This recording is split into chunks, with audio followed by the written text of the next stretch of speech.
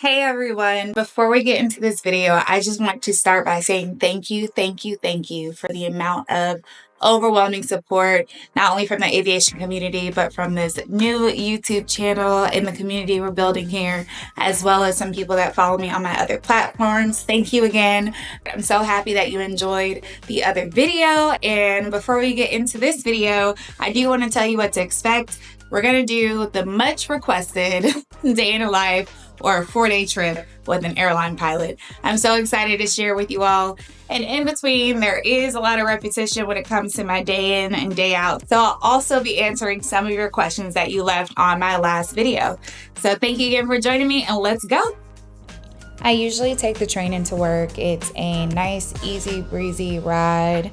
It drops me right off into the airport, and I'm able to go through security and start my day.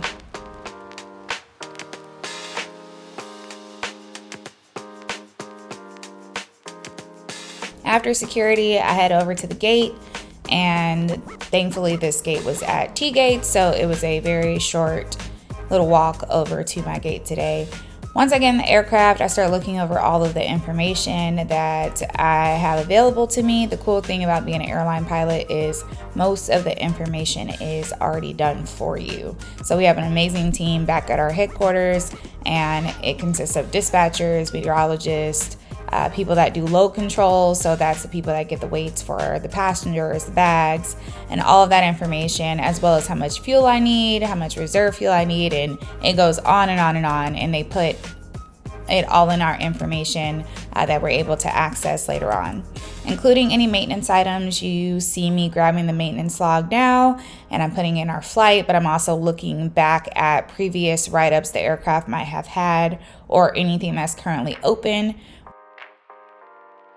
The first officer had me cracking up. He was such a great person to fly with, but he spilled coffee on his shirt and we hadn't even started the first flight yet. But he took a Tide pen to it and it was good as new. So we're just waiting to go now. This flight was from Atlanta to Buffalo, and it departed at 12:31 in the afternoon. Time from gate to gate was 1 hour and 56 minutes, and it was actually a smooth ride. One of the many reasons I love flying in October. Once in Buffalo, I decide to eat my lunch, which I pre-make sometimes, and meal prep. One of the beautiful things about being a captain is that your breaks are really not breaks. So you see my FO telling me something that I need to know about the flight.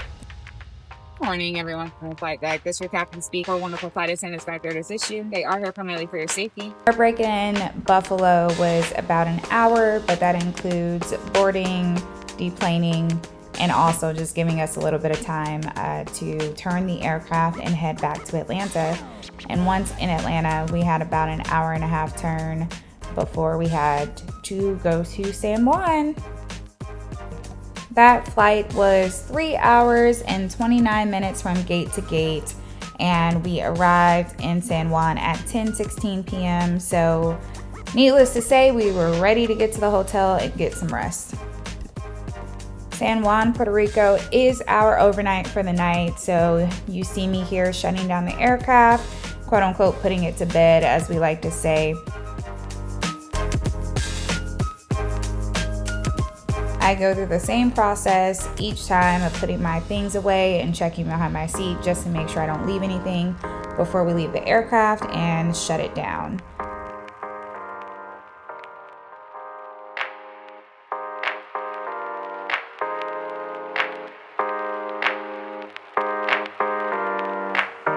Here's the lights going out, and me and the crew are headed to the hotel.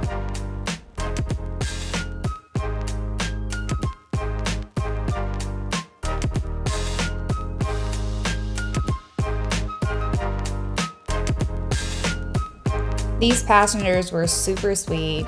They were going to San Juan for vacation, and they got to take some photos in the flight deck, but they forgot to ask for airplane cards.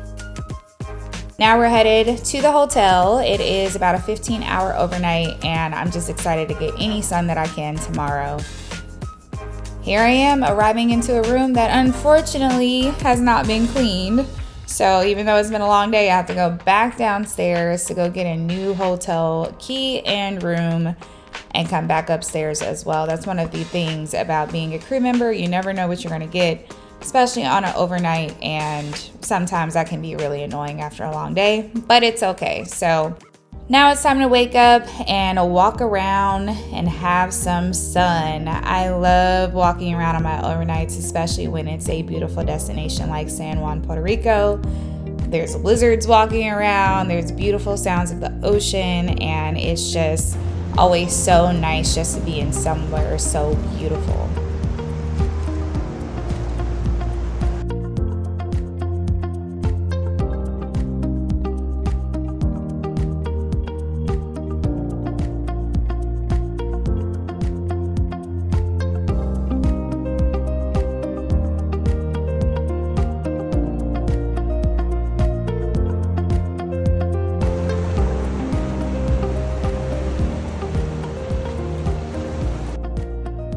Now I'm headed back to the airport.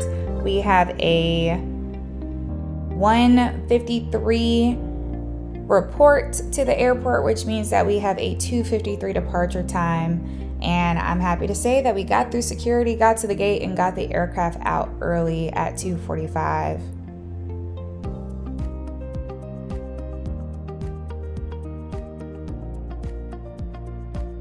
This is the cleaners, and they're making sure that everything is clean and ready to go for the flight out.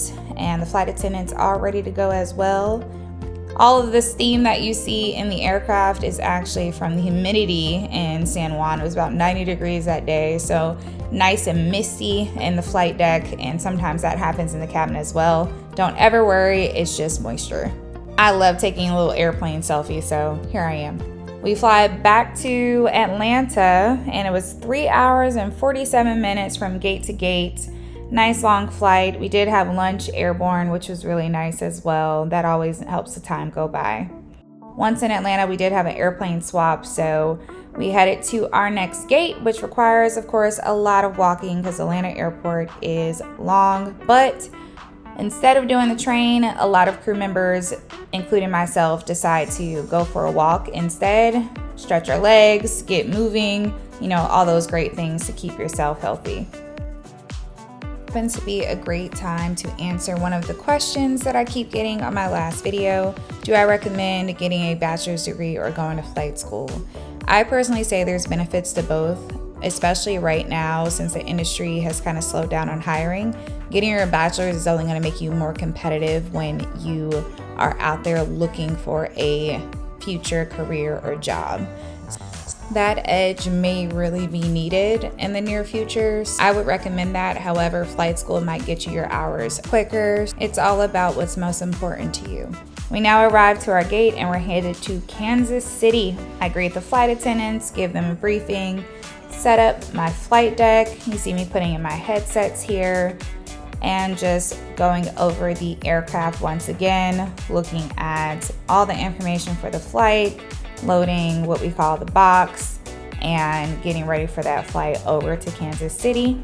It's showing an hour and 53 minutes from gate to gate, and I'm looking forward to getting there because this is also our overnight for today. So 2 quick flights today, and we will be resting our heads in Kansas City Airport tonight. Another question that I've been asked is what aircraft I fly. So this is the Boeing 737. I've also been asked how many stripes do I have. I have 4 because I'm a captain, and first officers have 3.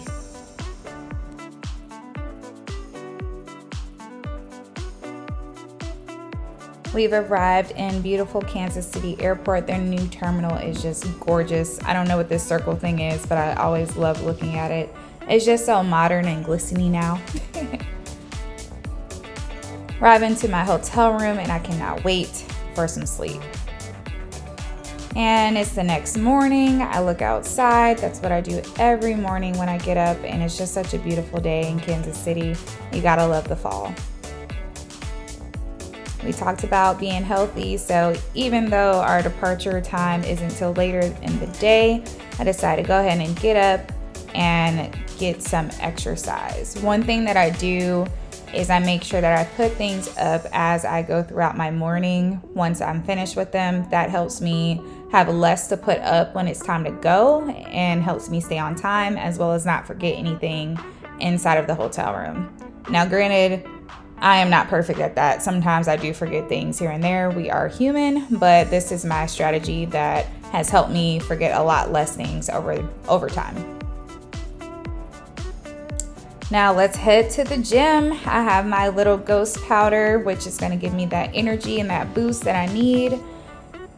And I am ready to work out.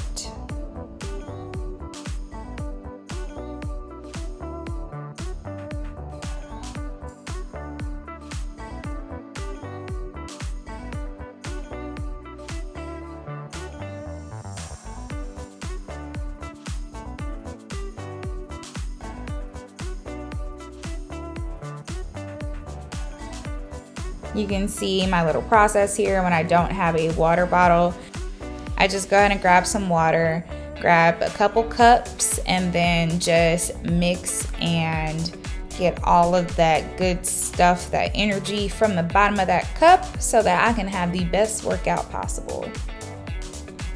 After a great workout, I have my protein shake. This is my favorite protein bottle.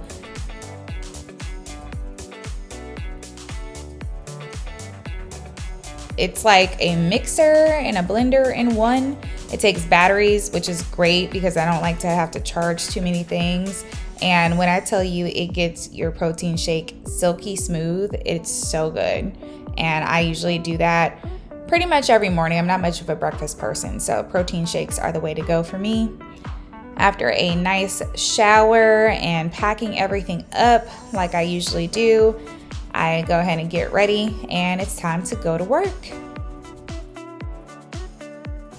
If you're wondering why I have on a pink tie, it's because it is Pinktober. So many airlines, as well as people all around the country in the United States, bring breast cancer awareness by wearing pink at their respective companies or organizations. In my store, I also have pink items available up until November 15th. Funds from each purchase do go towards the support of the fight against breast cancer. We arrive at beautiful Kansas City Airport. We head through security, and it's time to start the day. Another great question was what kind of book suit I recommend for people that are just starting out flying. The Pilot's Handbook of Aeronautical Knowledge, quote unquote, the PHAK, is amazing, and so is the Airplane Flying Handbook.